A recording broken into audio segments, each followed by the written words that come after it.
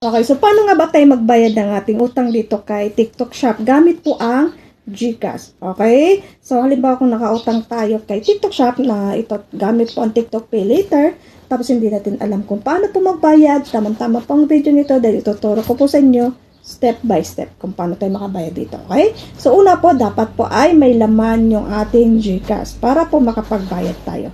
Okay, so ang kasunod po, punta po tayo sa ating TikTok Shop. Ayan. Then, hanapin po natin yung pay letters nasa taas. Ayan, makikita nyo naman agad, no? So, tap lang natin yan. Okay, so dito po kayo kasunod mapupunta, no? So, siya nga pala sa mga bago lang po naligaw sa channel ko.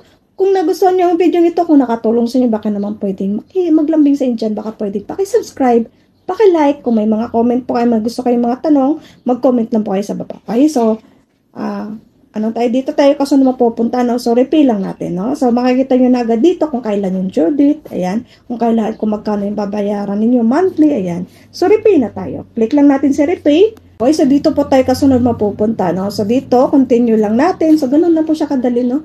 Paano tayo makapagbayad. So, ayan. So, meron po ditong pagpipilian. Meron GCash, merong internet banking, at saka 7-Eleven. So, GCash po tayo magbabayad. So, click lang po natin si GCash. Okay? Click natin sa GCash at ito po yung kasunod makikita ninyo. Pay lang natin. Okay? So, pay. Tapos, ito na po yung pinakahuli makikita ninyo. Repayment successful na po. Ayan. So, done na tayo. No? So, screenshot niyo po ito para meron po kayong pruweba na nakapagbayad na kayo. No? So, hanggang dito na lang po. Sana po nakatulong sa inyo. You're welcome.